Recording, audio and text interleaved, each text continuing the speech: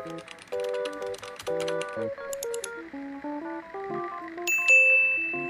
Assalamualaikum warahmatullahi wabarakatuh. Kembali lagi dengan saya Siti Arlina. Di video kali ini kita akan membahas sistem dan struktur penyusun tubuh tumbuhan dan hewan.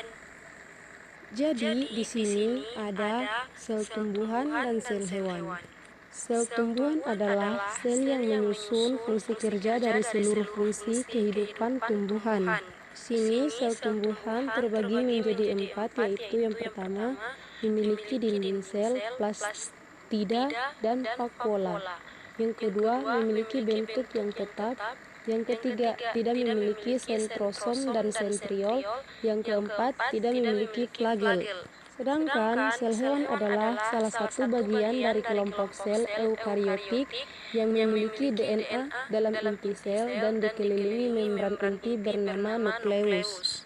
Sel hewan juga terbagi menjadi 5, yaitu yang pertama tidak memiliki dinding sel dan plastisida, yang kedua memiliki vakuola namun ukurannya tidak besar seperti pada vakuola sel tumbuhan, yang ketiga tidak memiliki bentuk yang tetap, yang keempat memiliki 2 sentriol di dalam sentrosol, yang kelima memiliki flagel.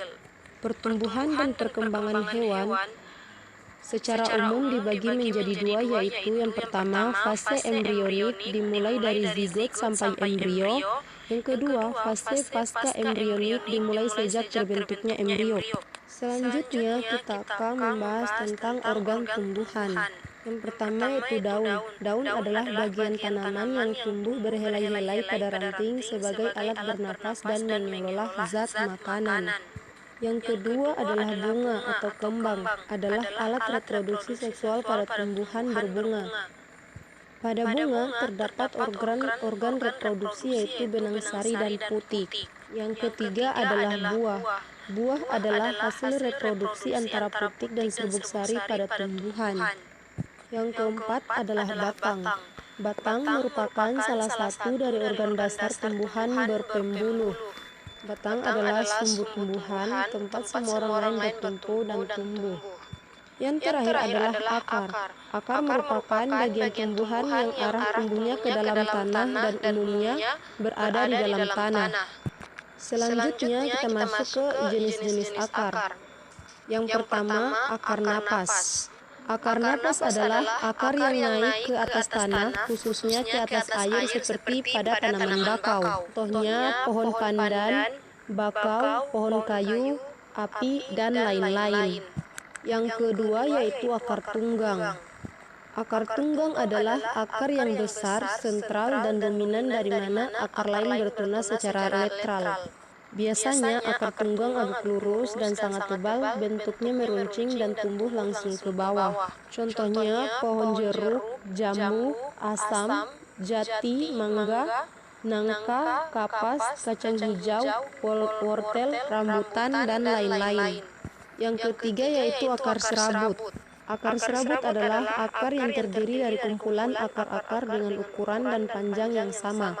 Contohnya pohon kelapa, rumput padi, tebu, pepaya, salak, jagung, pinang, pepaya, bawang, dan lain-lain. Yang keempat yaitu akar gantung.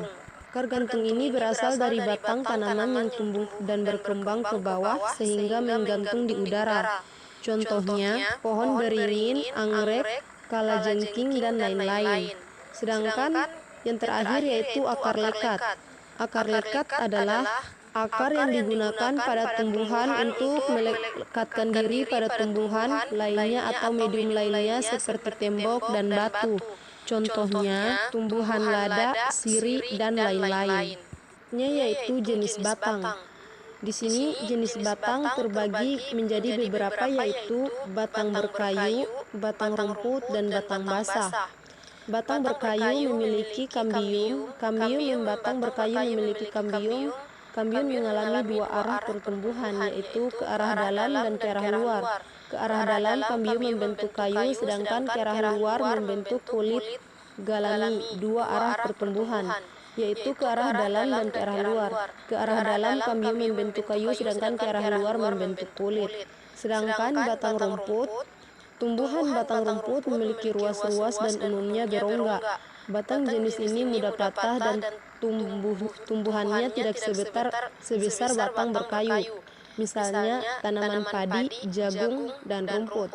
Dan untuk batang basah, tumbuhan batang basah ini memiliki batang yang lunak dan berair, misalnya tumbuhan bayam dan patah tulang. Sini ada gambar helai daun, tulang daun, pelepah, tangkai daun. Daun terbagi menjadi daun menyirit, ada yang melengkung, menjari, dan sejajar. Bisa kita lihat di sini ada gambar bunga beserta penjelasannya. Bagian-bagian buah. Kulit buah lapisan paling luar untuk melindungi buah, sedangkan tangkai untuk tempat melekat atau bergantung pada ranting atau dahan. Untuk daging buah, bagian buah yang dapat dimakan, sedangkan biji bagian tumbuhan yang berada dalam buah. Buah berguna sebagai tempat menyimpan cadangan makanan untuk cikal bakalnya. Akar berguna untuk menyerap air dan bahan-bahan makanan. Sedangkan bunga berguna untuk perkembangbiakan, batang berguna untuk mengalirkan air dan bahan-bahan makanan dari akar ke seluruh bagian tumbuhan. Sedangkan daun berguna untuk membuat makanan. Sini bisa kita lihat ada fase-fase pertumbuhan dan perkembangan pada tumbuhan.